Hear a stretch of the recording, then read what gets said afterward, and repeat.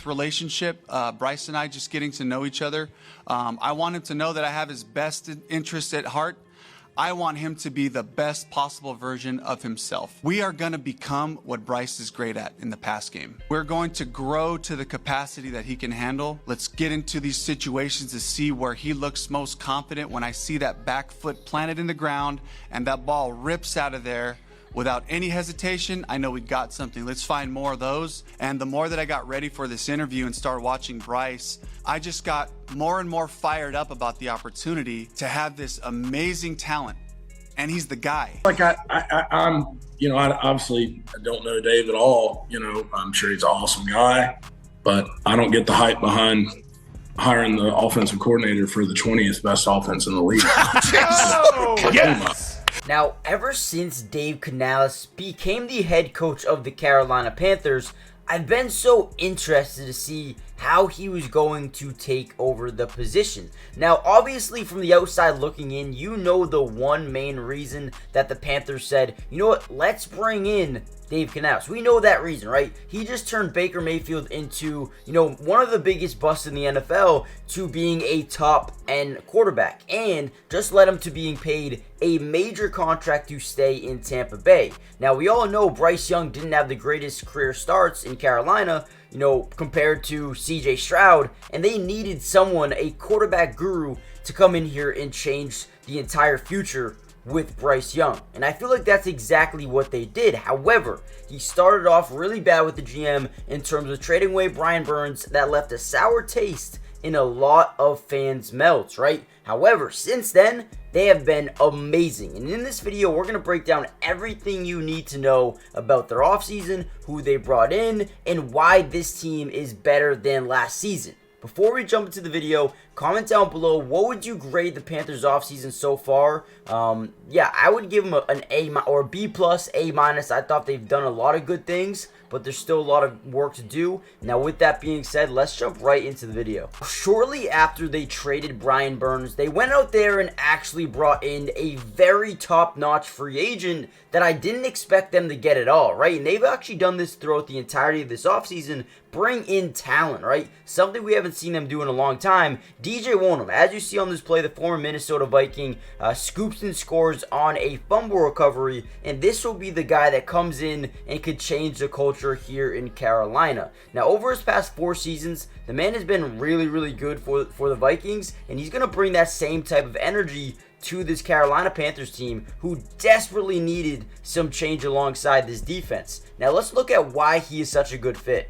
Now, when we break down his numbers, right, over 170 tackles in his first 4 seasons, but the number to look at here is 23 sacks, right? 8 sacks last season, 8 sacks in 2021. The man knows how to get to the quarterback and is really productive in terms of doing it. Now, I could see him coming over to Carolina and absolutely breaking out, right? It's tough to get 8 sacks when Danielle Hunter is getting all of them alongside over there in Minnesota, but now he is their guy. And also, when you look at the fact of their defense right now, this defensive line could be deadly, right? Derrick Brown is a massive human being. This is a guy that will change everything, right?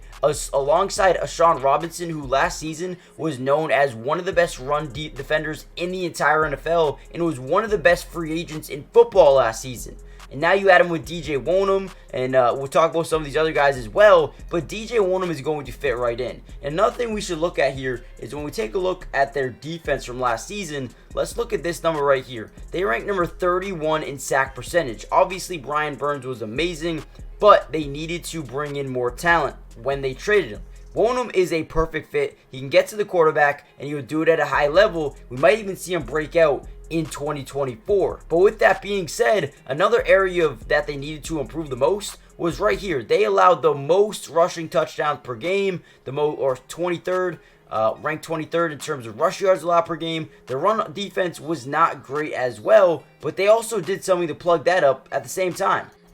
Now guys, before we get any further into the video and talk about some of these big pieces down the line like a Josey, Jewell, or Jordan Fuller, do me a big favor, hit the like button just so we can get this video out to more Panthers fans around the world. If this video gets up to 300 likes, we will be dropping a full part 2 breakdown of the offensive pickups, but also subscribe if you're new. It's free, doesn't cost anything, and we're going to be doing it for the rest of the offseason. Plus, I have some big plans ahead for the Carolina Panthers pre-draft period videos. Make sure you guys stay tuned for those coming out soon, and let's get right back into the video. Now, I'm already starting to dream about the lineups with Ashawn Robinson and Derek Brown with DJ Wonnum off the edge.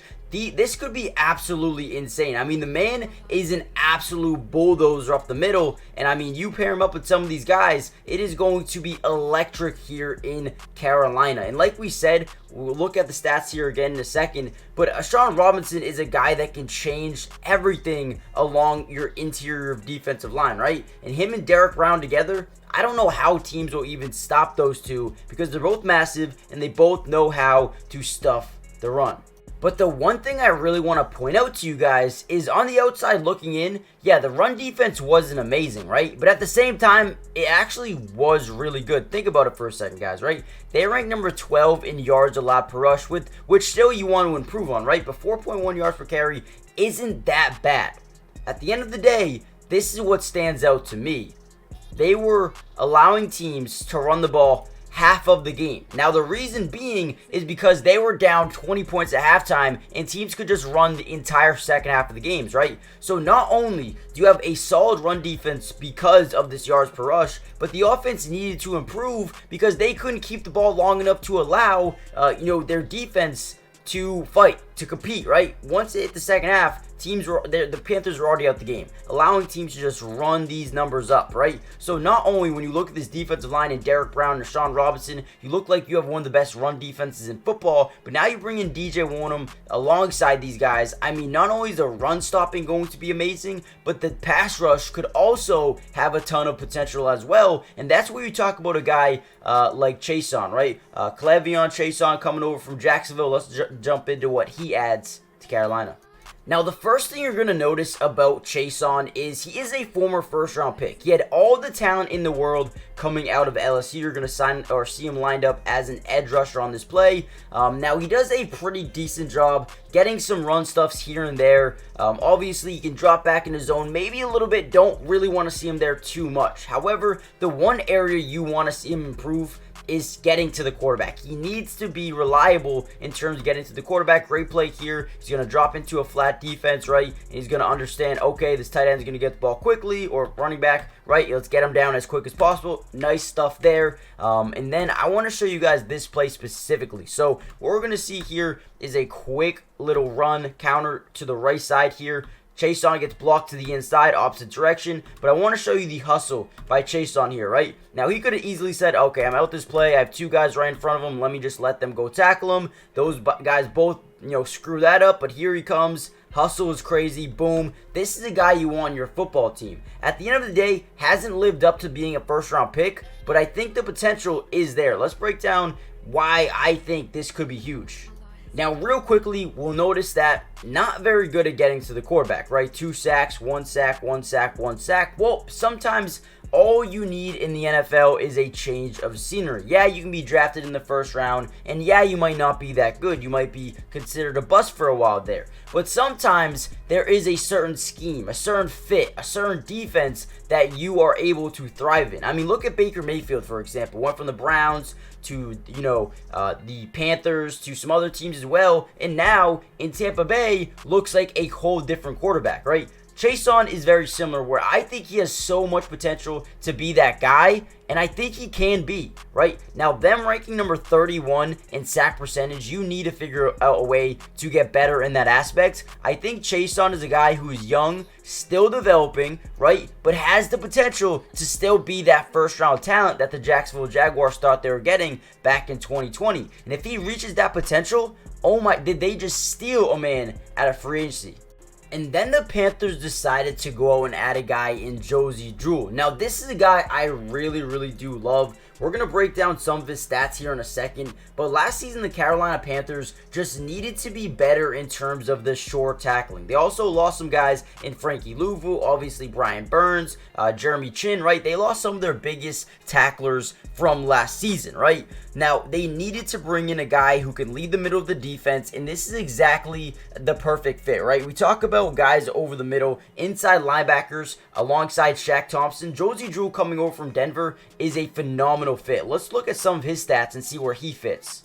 Now, the first thing you're going to notice about Josey Jewell, spent the first 2 years not as a big-time player, but then that third season really started to break out. 112 tackles, 67 solo, 2 sacks, 4 pass deflections, and 4 run stuffs as well, right? Really good season. 2021, didn't play so much, got hurt, missed a lot of time, but then boom, right back in 2022, in 2023. Now, the one thing you'll really like to look at and notice is when he's healthy, when he plays the majority of the games, the man is a reliable tackler, right? 128 tackles in just 13 games, 70 solo, 2.5 sacks, 2 forced fumbles, 2 fumble recoveries, 2 interceptions. The man can do it all, right? And then we look at the 9.5 run stuff. So not only do you add a linebacker who can drop back into coverage and give you some interceptions, but he can also come up and run stuff. He's a reliable tackler, and, you know, to a certain degree, he can get to the quarterback. Now, I will say one thing. With Josey Jewell, the one reason he was able to get to the quarterback a lot and kind of change their sack number was because they ran a lot of double mug blitz, right? So they were able to send their linebackers in a ton, and it worked out for them. Now, in terms of Carolina, do they do that? Do they run that double mug blitz where you have Shaq Thompson and Josey Jewell up the middle trying to overpower that center? Maybe. They might try to go into that system, right? But at the end of the day, Josey Jewell is such a good addition. You needed a middle linebacker, you needed a leader on this defense, and that is exactly what you get. And you know what's crazy is some of these numbers here for the Carolina's defense are actually pretty good, man. Number 6 in yards per pass, number 3 in pass yards per game. And again, we go back to, you know, teams being up by halftime, just running the ball for the rest of the game. And yeah, that does come into play in this category. But I feel like when you look at Carolina's defense, they needed to get better in the secondary. And that's exactly what they did, right? You have Jaycee Horn, who they still do like. Xavier Woods, a good player. But then they bring in a guy named Jordan Fuller. I think this one is going to be massive. Now, Jordan Fuller is such an interesting player. Now, you think about Jeremy Chin and losing him to the secondary. They love to play him in that nickel role. Not really too sure why they had him in the nickel. When he played safety, the man was a different breed. He was amazing, one of the best safeties in the NFL. But Jordan Fuller is a guy who come in, and he can be a day one starter at this free safety position, right? Definitely don't want Alex Cook starting right away. So I think Jordan Fuller, you know, see this, steps right in when he's healthy, is an amazing tackler. He has missed some time in 2022. In 2020, was kind of a rookie just starting to break out of his shell, but still had 3 interceptions in his rookie season. The guy has always had a knack for the football, and when you look at it, when he plays, you know, 12 or more games, the man knows how to get interceptions as well as forced fumbles, okay? So right away, we talk about, you know, the Panthers in terms of interception percentage. They rank number 24 defensively. Oh, you guys actually can't see that. Let me go back over here. They rank 24th defensively. They needed to get better turning over the football, right? And I think adding a guy like Jordan Fuller can definitely help, right? We talk about the 4 forced fumbles in his career. We talk about the 7 interceptions, and I'm going to say 3 seasons, right? Because he only played 3 games in 2022, right? So 4 forced fumbles and 7 interceptions in 3 seasons. I would say that's really good. Then you also look at the 17 pass deflections and the 4.5 run stuffs. I mean, we will take this all day long, right? 279 tackles in 3 seasons. The man might not be Jeremy Chin or like Jeremy Chin was at the safety position, but this guy can bring a new energy, can bring that type of atmosphere that you need to this defense. And he will be a day one starter for them alongside Xavier Woods, alongside Jaycee Horn, Troy Hill. But then they add another man in Dane Jackson from Buffalo. Let's talk a little bit about him.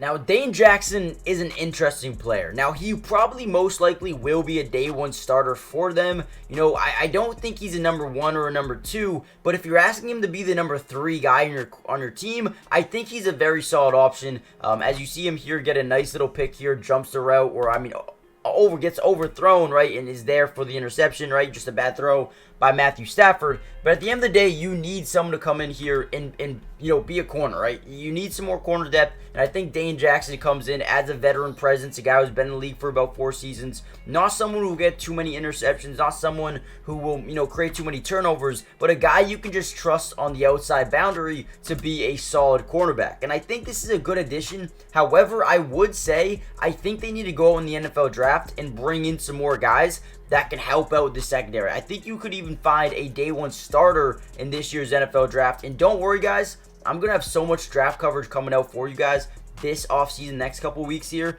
I got you guys covered. Now, with that being said, when we take a look at what the Panthers have done this offseason, Ashawn Robinson with the Derek Brown and DJ Wonnum up front is going to be insane, right? I didn't even mention the Shy Tuttle, right? So I think the defensive line is really, really set. I think they're going to be really good in terms of, stopping the running game this year.